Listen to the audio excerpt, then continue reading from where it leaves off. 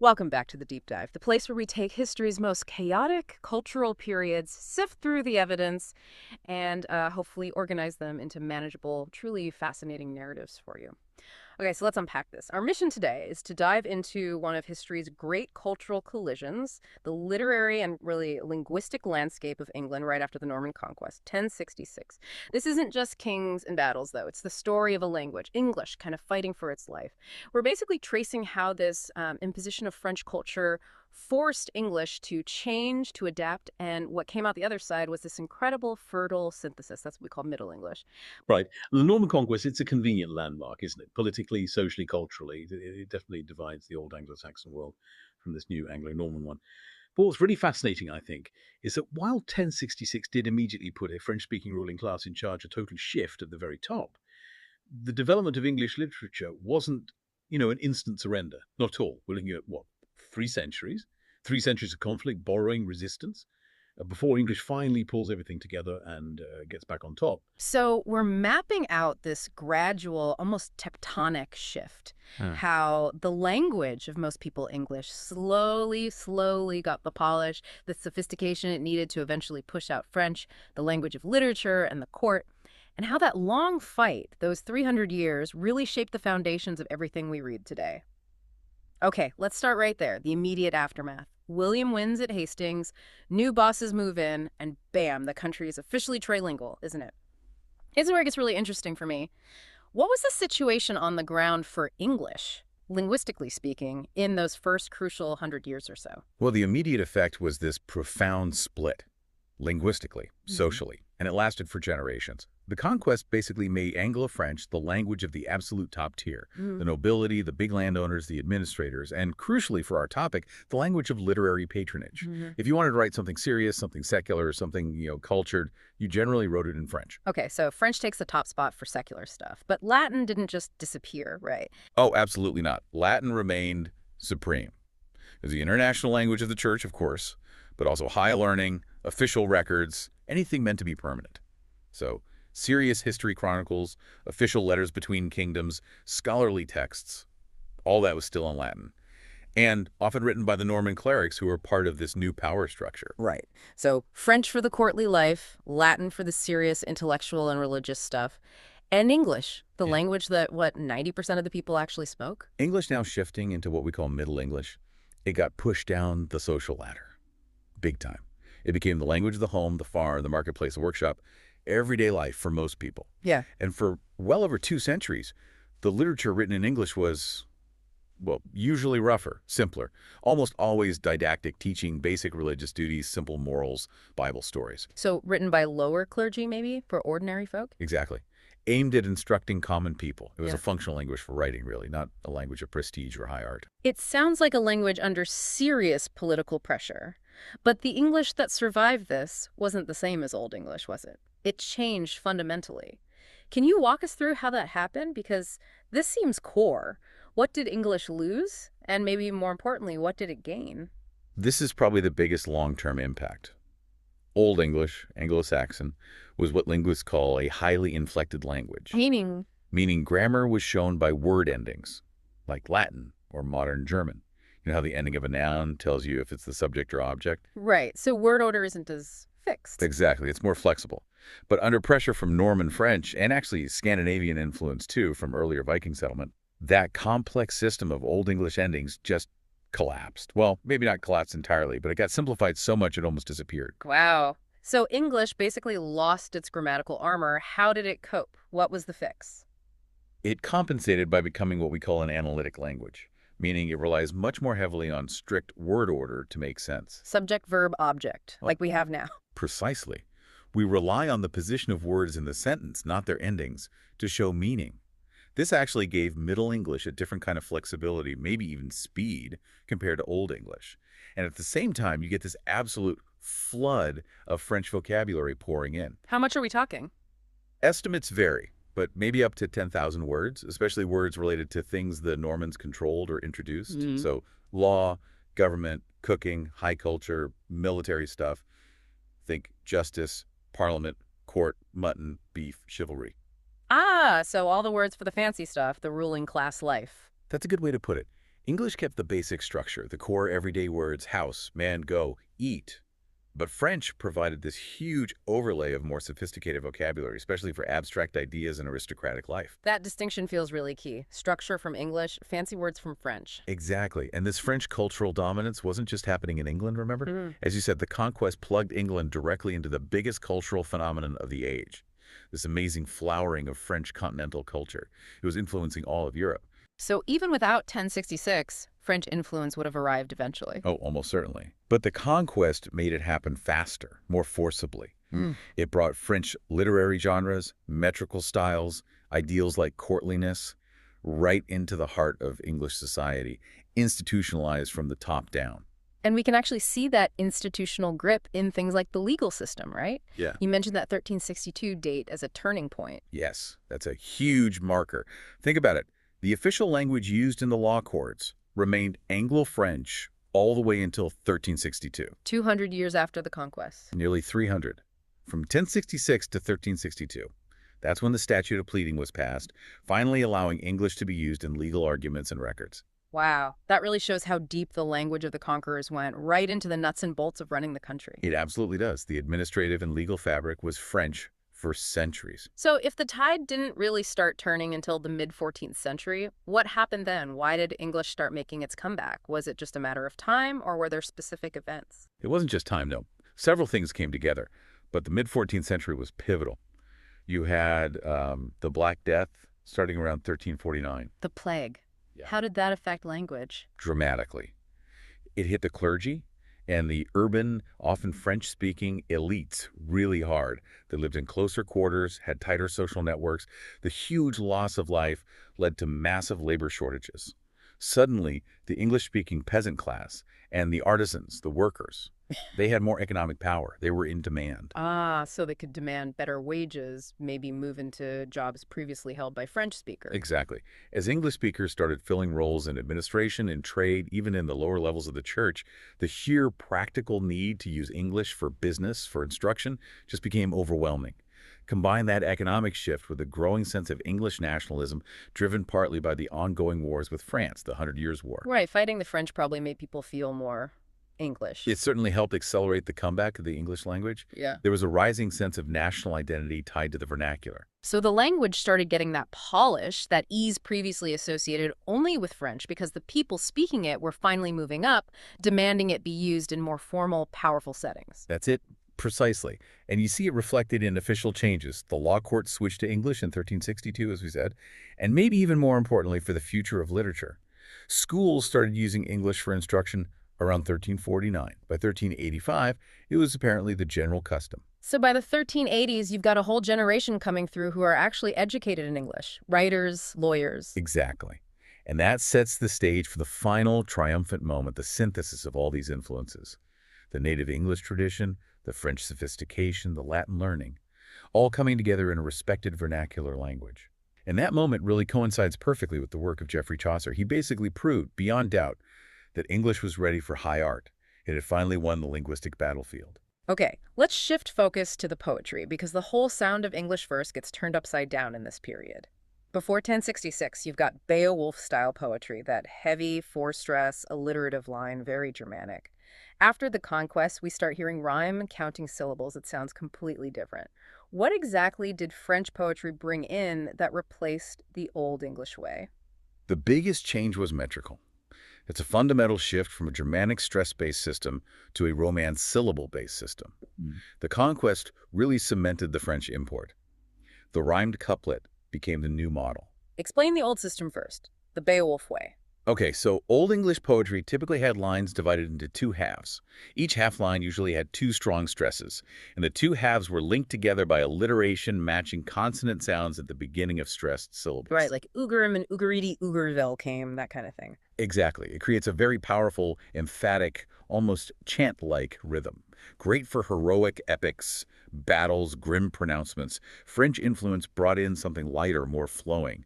Line-based forms, where the structure comes from end rhyme, often AABB, and also from counting the syllables in the line. So less about the heavy beats, more about the number of syllables and the rhymes at the end. Very much. Yeah. This rhyming syllable counting structure felt more flexible, maybe more elegant to the new taste. It suited the new sensitivity that valued courtliness, sentiment, maybe wit, over just raw heroic force. And the rhymed octosyllabic couplet that seems to be the real workhorse form in early Middle English, right? 8 syllables per line, rhyming pairs. It was incredibly successful, yes. Right. Especially for the new genre of romance, but also for didactic works, religious stories. It was probably easier to write than the really strict rules of classical Old English verse, and it easily absorbed that French metrical feel. It just became the default way to tell a story in verse for a long time. But the old ways, the alliteration, it didn't just vanish overnight, did it? Did that Anglo-Saxon sound survive somehow? No, it didn't vanish, but it definitely changed.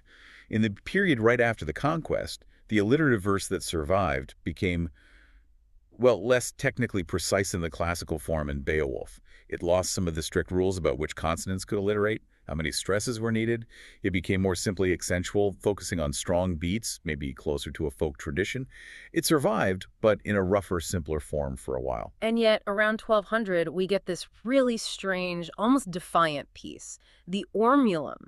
It sounds like someone deliberately pushing back against the French fashion. The Ormulum is fascinating. It's written by an Augustinian canon named Orm, and he's translating the Gospels into English verse.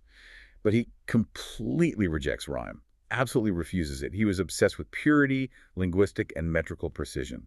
So he develops this unique, incredibly rigid metrical pattern. Lines of exactly 15 syllables, every single line, with a precise rhythm and what's called a feminine, ending an extra unstressed syllable at the very end. 15 syllables, no rhyme, feminine ending, every single line. That sounds monotonous. It is monotonous. Yeah. Extremely so. But it seems to have been a conscious, almost academic decision. He wanted to keep a native, non-rhyming rhythm, maintain linguistic purity, even while dealing with Christian subject matter that was also being treated in French styles. So it's like a technical protest note, even if it didn't really catch on. But you can see it that way. We only have about an eighth of what was apparently a huge work. Maybe 10,000 lines survived. But it's solid proof that writers were actively aware of this metrical battle. They were making choices. Okay, contrast that deliberate resistance with another poem from around the same time, The Owl and the Nightingale. That one seems to fully embrace the new French style. It does, and it's one of the absolute gems of early Middle English. The Owl and the Nightingale uses the French octosyllabic couplet beautifully. It shows English could totally handle the lightness, the wit, the elegance of the new form. And it uses a very popular European literary format, the débat, or debate poem, a formal argument between two characters. Who's arguing in this one? Well, the title gives it away. It's a contest between the stern, rather serious owl, who argues for a life of moral duty and seriousness, and the cheerful, lively nightingale, who champions pleasure, song, and romantic love. Ah, the classic head versus heart debate. Sort of, yeah. But what makes it brilliant is how it blends this highbrow French literary convention, the débat, with really vivid, down-to-earth, very English details, descriptions of the countryside, farming, daily life. It feels grounded. It proved English could be sophisticated and popular, witty and accessible, all using the new rhyming style. Right. Now, let's jump forward a century or so to the 14th century, because something remarkable happens. The alliterative revival. This wasn't just a few nostalgic poems. It was a major literary movement, right? Oh, absolutely crucial. The alliterative revival is this amazing resurgence of the native non-rhyming verse form. It seems to have been driven mainly by writers in the west and north of England. Further away from London and the French court influence? Generally, yes. Areas where perhaps that native English tradition felt stronger, less diluted. And it wasn't just a folk revival. This was sophisticated stuff. It produced some of the most complex, powerful, and artistically brilliant works in all of Middle English literature. It proved the old rhythm could handle really high philosophical and artistic themes. What are the big examples? The two undisputed masterpieces are Piers Plowman, a massive, complex, allegorical social satire, and of course, Sir Gawain and the Green Knight. Both use alliterative verse, though not strictly rhymeless in Gawain's case. So, this feels like a paradox. If the East Midland dialect, Chaucer's London English, was winning the battle to become the standard language, was the alliterative revival, using this older form, kind of a brilliant but ultimately regional dead end? Well, it was regional, primarily West Midland and Northern. And yes, ultimately, alliterative verse didn't survive as a mainstream form into modern English poetry.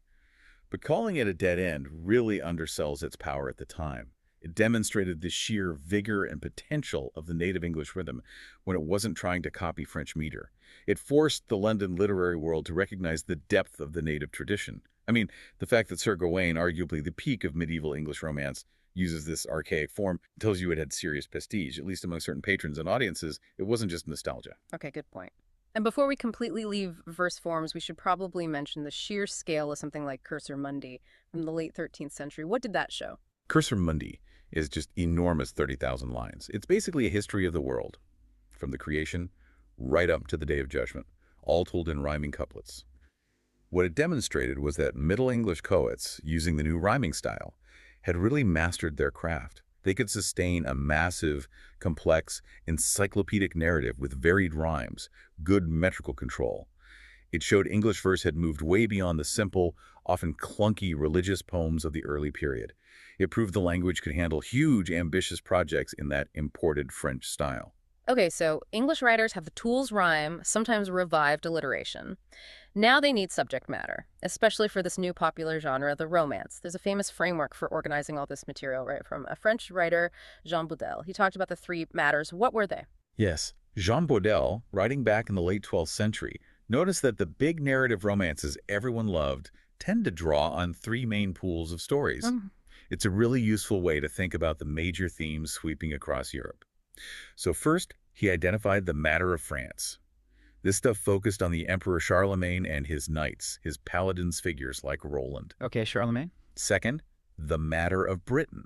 This is the big one for English literature, really. King Arthur, the Round Table, knights like Lancelot and Gawain, the quest for the Holy Grail. Arthur? Got it. And third, the matter of Rome the Great. This category covered stories derived from ancient history, mostly the Trojan War, the legends of Thebes, Alexander the Great, even Julius Caesar. Ancient history. Okay, France, Britain, Rome. Those were the big three sources for aristocratic entertainment then. Absolutely. These three matters define the landscape of secular narrative literature for centuries. Hashtag A, the matter of France, Charlemagne. Let's start with the matter of France. This comes from those older French poems, the chansons de chasse songs of great deeds.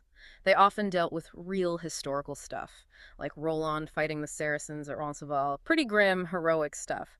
How did that transform into the, well, more romantic, maybe lighter genre of romance? It was a gradual shift happening between maybe the 9th and 12th centuries.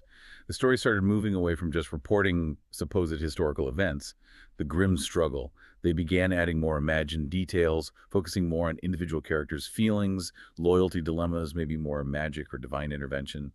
The raw, heroic struggle started morphing into the idea of the chivalric adventure, more focus on sentiment. And while this Charlemagne stuff was huge in France, really central to their national identity, fighting infidels, all that, it wasn't quite as popular in England, was it? Not quite as dominant as Arthur, no.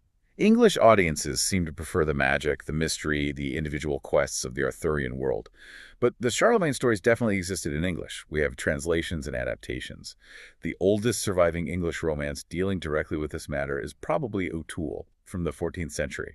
It's got lots about Roland fighting Saracens. What's interesting, though, is how the English versions often seem to, well, bring the stories down to earth a bit, add a more native, maybe common touch. That's a really key difference, I think.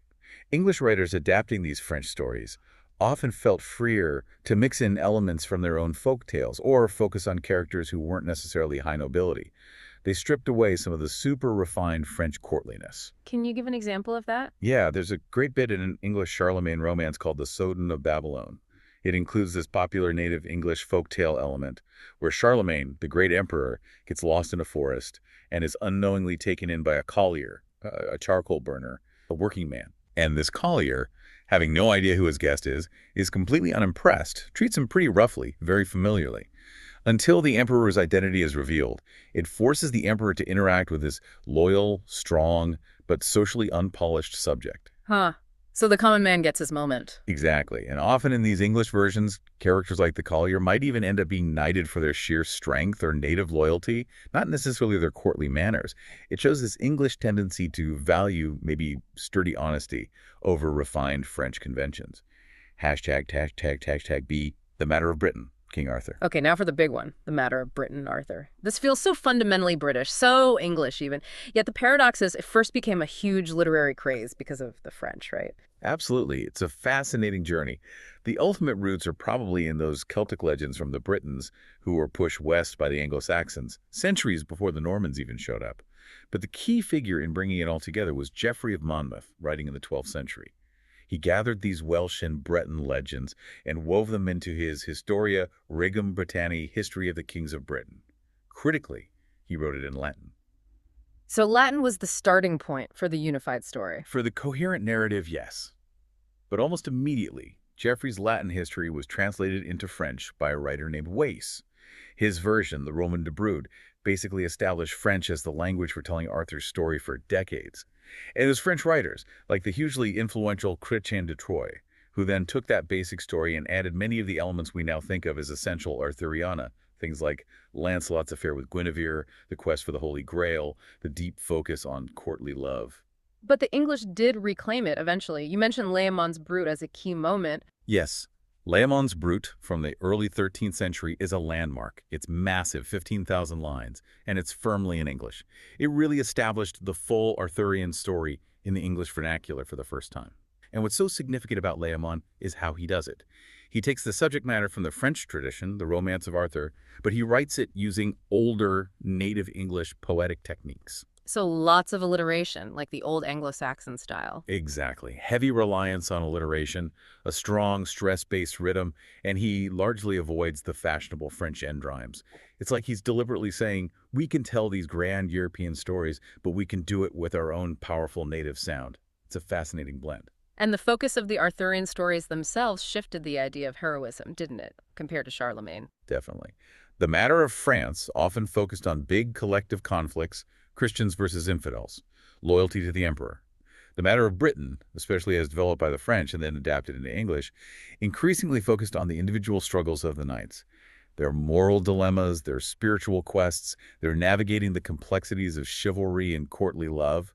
Think Lancelot's torn loyalties, Gawain's tests of integrity, Tristan's doomed passion. It becomes more psychological. Much more psychological, yes. It moves beyond just heroic action into exploring the inner lives, the motivations, the failures of these knights. And the absolute pinnacle of all this blending native verse forms, French themes, complex psychology has to be Sir Gawain and the Green Knight. Let's really get into that one. Its technical brilliance alone is amazing, especially that bob and wheel structure. Sir Gawain is just breathtaking. Late 14th century, probably from that alliterative revival movement in the Northwest Midlands, so not London English. Technically, it's astonishing. The structure itself is a perfect symbol of this cultural synthesis we've been talking about. Most of each stanza is written in that strong, unrhymed, alliterative verse, the native English rhythm carrying the main narrative, the action. Okay, the bulk is alliterative. Then what? Then, at the end of each block of alliterative verse, the stanza concludes with 5 short lines that do rhyme. The little tag is called the bob and wheel. Bob and wheel, how does it work? What does it do? The bob is a very short line, often just 1 or 2 stresses. Then the wheel is 4 slightly longer lines that rhyme, usually in an ABA pattern. Functionally, it does several things. It completely changes the pace and tone after the long, rolling alliterative lines. It can provide a quick, punchy summary of what just happened, or offer a moral comment or signal a shift to the next scene. It feels almost like a little concluding flourish. So it lets the poet use the power of the old native rhythm for the main story, but then add this little touch of French-style rhyming sophistication for commentary or transition. Precisely. It's a masterful blending of the two traditions within the fabric of the poem itself. And the story Gawain tells is equally sophisticated. It's not just about fighting monsters.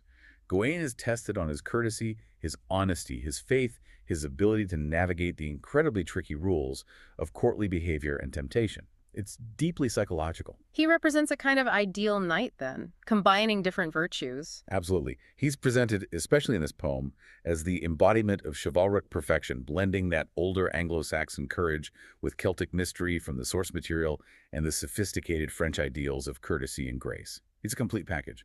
Hashtag TC. The Matter of Rome the Great. Classical. Okay, on to the third category. The Matter of Rome the Great. Stories about the ancient world. Troy, Thebes, Alexander the Great. Why were these considered medieval subjects? Didn't they see them as, ancient history? That's a really crucial point about the medieval mindset.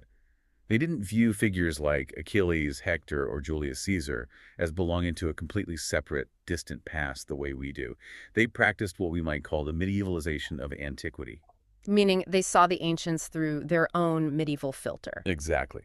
When medieval writers told the story of the Trojan War, for example, they described the heroes and their actions in terms that made sense within their own feudal world. You'll read descriptions of Greek heroes participating in jousts, wearing medieval plate armor, owing feudal duties to their lords. The names in the basic plot might be ancient, but the social structure, the motivations, the customs described are often purely medieval. So they dressed up the ancient heroes in medieval clothes and gave them medieval problems. Pretty much. And there was also this strong sense of historical continuity, partly fueled by the idea of the Holy Roman Empire, which saw itself as the successor to ancient Rome. Educated people felt a direct link back. Think about Dante putting Brutus and Cassius, Caesar's assassins, in the lowest circle of hell right alongside Judas. That shows how relevant, how present that Roman history felt. And there was also the idea that European nations were descended from Trojan heroes. Yes, that was huge. The idea that the British were descended from Brutus, a supposed grandson of Aeneas of Troy, was widely accepted and gave the matter of Britain a classical pedigree. The French claimed descent from Francus, another Trojan. It linked their national origins back to the prestigious classical world. So this matter of Rome was like the international language of high learning, history, and often moral examples. It was used heavily by clerics and scholars, often for didactic purposes, teaching lessons through ancient stories. Alexander the Great stories were particularly popular across Europe. And did this classical material get adapted into English verse forms too? Oh, definitely. A major example is the Geste Historiale of the Destruction of Troy. It's a massive alliterative poem from the 14th century, probably West Midland again, part of that revival. It retells the whole Trojan War story, but absolutely frames the politics, the battles, the chivalry in terms a 14th century English knight or lord would understand. It's another great example of taking this high-status, international, learned subject matter, the classics, and rendering it powerfully in a native English verse form. Yeah. It really showed the vernacular was ready for anything. So many of these romances, especially Arthurian ones, weren't just about fighting. They were driven by this revolutionary, complex social idea, courtly love. For listeners maybe not familiar with it, let's break it down. What exactly was this highly stylized, often controversial code of behavior, and why was it so central to the literature?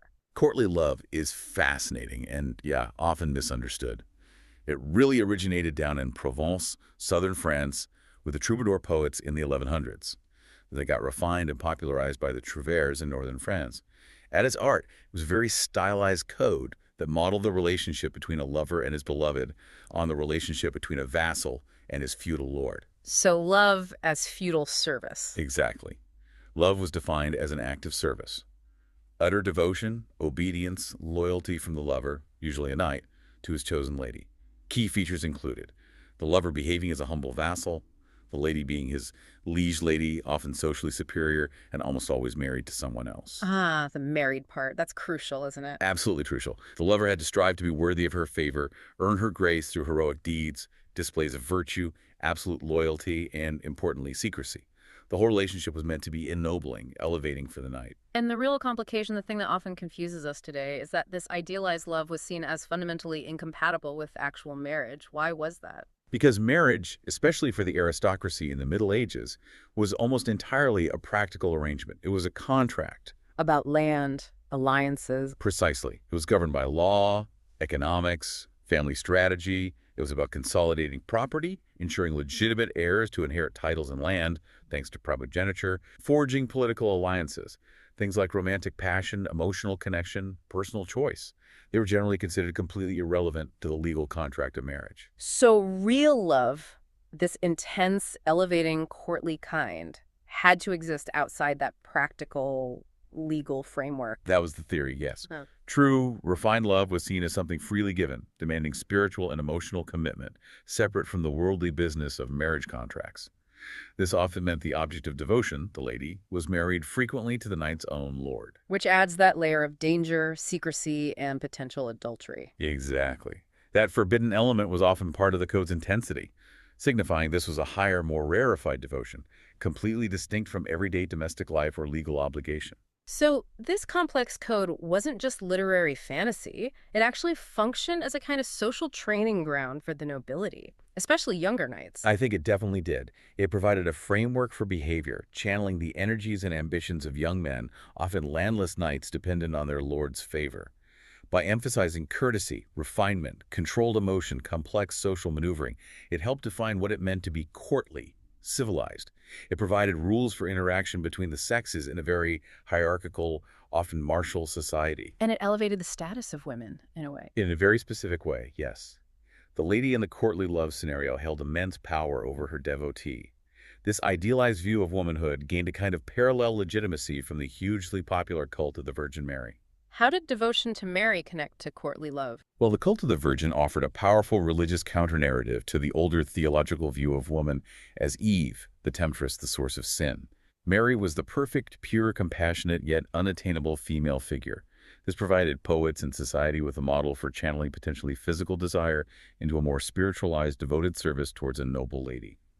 It gave the whole courtly love system a kind of quasi-religious gloss, making it seem morally elevating, not just adulterous. Okay, so this intense, subtle, psychologically complex code really defined the high-end French romances. How did English romances handle it? Did they just copy it wholesale or adapt it? English romances often tended to simplify the emotional core. They definitely adopted the idea of courtly love, but often focused more on the adventure and action aspects, and less on the intricate psychological twists and turns. While you do get translations or adaptations of the big French cycles, like stories about Tristan or Lancelot, which are heavy on courtly subtleties, they were often shortened or streamlined for English audiences. And importantly, England also produced its own distinct group of romances, sometimes called the Matter of England. These drew more on native English or Anglo-Saxon legends and folktales. And these Matter of England stories had a different feel. Generally, yes, they often aimed for broader popular appeal, prioritized narrative speed, political action, or straightforward adventure over deep emotional analysis. Can we look at Kinghorn and Havelock the Dane? They sound like good examples of this more direct English style. They are perfect examples, both probably from the 13th century. Kinghorn is very direct. It's about the hero's exile, his quest to prove himself, his love for princess, betrayal, and his eventual return to reclaim his kingdom. So love is part of it, but maybe not the absolute central focus. It's important, but it's often resolved through quick thinking, disguise, battle, or political maneuvering, rather than years of secret pining and elaborate courtly service like you might find in a French Lancelot story. The main drive is reclaiming his rightful place, his heritage. And Havelock the Dane. Havelock is similar in feel. It really blends romance conventions with popular folktale motifs. You have the classic hidden prince story. Havelock is the rightful heir to Denmark, but he's stripped of his birthright as a child and raised in poverty in England. His journey involves working as a kitchen helper, where his incredible strength and noble spirit shine through despite his low status. The plot focuses heavily on his physical prowess, his rise through honest labor, and ultimately the battles to regain his kingdom in Denmark and his wife's kingdom in England. Again, the love story is there, but secondary to the political restoration and the hero's actions. Very much so. It's about regaining power, proving worth through deeds, righting wrongs. The complex, often paralyzing, emotional introspection of French courtly love takes a back seat to getting things done. So it seems like English writers, even when borrowing the fashionable genre of romance, kind of kept that practical, maybe slightly less refined Anglo-Saxon preference for action, destiny, and clear results over endless emotional speculation. I think that's a fair summary of the general trend. They filtered the sophisticated French material through a slightly different sensibility, perhaps catering to a broader audience that included gentry and maybe even prosperous commoners, not just the highest aristocracy. They often cut the long descriptive passages, the intricate monologues, and focused on telling a good, fast-paced story with clear heroes and villains and a satisfying ending. Okay, we've spent a lot of time on verse, how it changed and the stories it told. But what about prose? If English was really going to win back its prestige, it needed to be seen as a language for serious thought, for record-keeping, for argument. For centuries after the conquest, it seems like anything really serious, history, theology, law, was written in Latin or maybe Anglo-French. When did English prose start to reemerge as a viable option for that kind of writing? The comeback of English prose is a really important story, and yeah, it's about regaining status. But we have to start by remembering something crucial. Old English prose before 1066 was actually incredibly sophisticated. More so than French prose at the time. Far more developed, yes. Think of King Alfred's translation projects in the 9th century, or the beautifully crafted sermons and theological writings of Abbot Elfric and Archbishop Wulfstan around the year 1000. Old English had a rich, established tradition of learned prose. The conquest didn't erase prose entirely, but it basically stopped its official development in its tracks, especially for things like historical writing. You mean like the Anglo-Saxon Chronicle? Exactly. That amazing vernacular history kept going for centuries in various monasteries, just kind of petered out. The last entry in the Peterborough manuscript is around 1154. After that, for almost 200 years, if you were a cleric writing history or dealing with official church or state documents, you used Latin. That was the language of the new Norman administration and the international church. English prose went quiet in those official spheres. So where did it survive? If not in official histories, where did English prose keep going? It survived primarily in the religious sphere, carrying on that older tradition of homilies, sermons, and devotional writing for ordinary people. This was essential because most of the population didn't understand Latin or French. They needed religious instruction in English. So it retreated into the pulpit and the private devotional text. Pretty much. And in this sphere, the Old West Saxon literary standard completely lost its authority. What emerged instead were various regional dialects of Middle English prose, often borrowing French words for religious concepts, but carrying on that native tradition of direct instruction and spiritual guidance. And do we see sophistication developing in this devotional prose early on, or was it all very simple? No, there's remarkable sophistication quite early. A key example comes from around 1200. A group of texts often called the Catherine Group. What makes them stand out? The Catherine Group includes 3 lives of female saints, Catherine, Margaret, Juliana, and some related devotional treatises. They're written in a very distinctive, highly crafted prose style from the West Midland dialect area. What's fascinating is that the style deliberately uses techniques like alliteration and carefully constructed rhythmic patterns, features that clearly echo the lost artistry of Old English prose. It shows that literary heritage wasn't completely forgotten. So, sophisticated style, but what were they about, and who read them? They were aimed at a very specific, likely female audience, probably young women, maybe from noble families, who were destined to become anchorites. Anchorites. Religious recluses. Yes, women who chose to live a solitary life of prayer and contemplation, often walled up in a small cell attached to a church. These texts offer intense spiritual instruction, often focusing on the virtues of virginity, the horrors of sin, and the glory of martyrdom. But what makes them so readable, so powerful, is that they mix this high-flown theology with incredibly vivid, concrete, sometimes surprisingly realistic details about everyday life travel, farming, household chores, even gossip or legal matters. It grounds the spirituality, makes it feel immediate and relevant to their intended readers. Okay, so English prose is alive and well, and even quite artistic in this specific devotional niche by 1200. What happens next? When does it break out into wider use? The 14th century is the real watershed moment for English prose, just like it was for the language overall. You get this explosion of activity. You have influential devotional writers like Richard Rolle of Hampole up in the north. He wrote passionate, mystical works in English prose, advocating for a very personal, emotional experience of religion. His writing was incredibly popular, widely copied, making complex spirituality accessible in the vernacular. So devotional writing becomes more widespread, more personal. Yes. But the really game-changing development was the work associated with John Wycliffe and his followers, the Lollards. Their project to translate the entire Bible into English, mainly carried out by figures like Nicholas Hereford and John Purvey, and finished after Wycliffe's death, probably around 1388 or later.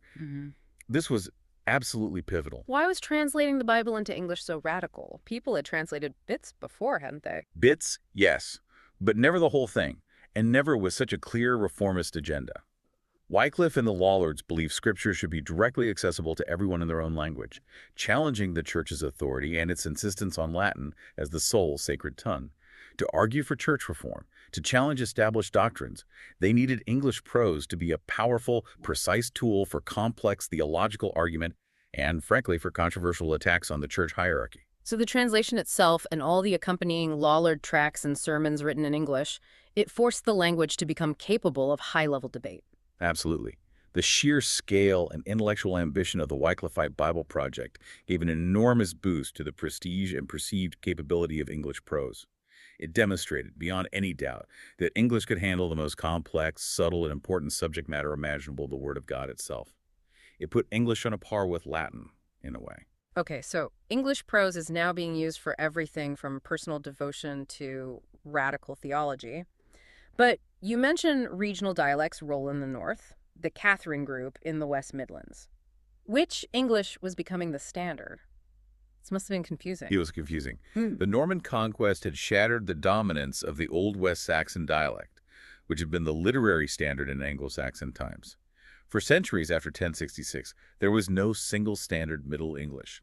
Writers basically wrote in the dialect of their own region, Northern, Southern, Kentish, West Midland, East Midland, each with its own spelling, grammar, vocabulary quirks. So how did we end up with the ancestor of modern English? Where did that come from? It came overwhelmingly from the dialect spoken in and around London, the East Midland dialect. Wow, that... Several reasons converged.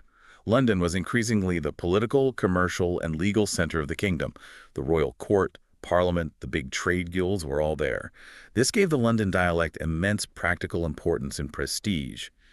Geographically, the East Midlands dialect area was also kind of a middle ground, influenced by dialects to the north, Mercian, and south, Kentish, Southern, making it perhaps more widely understandable. And crucially, it was the dialect used by hugely influential writers based in or near London, most famously, Geoffrey Chaucer. His decision to write his masterpieces in the English of London rather than French or Latin was massively important.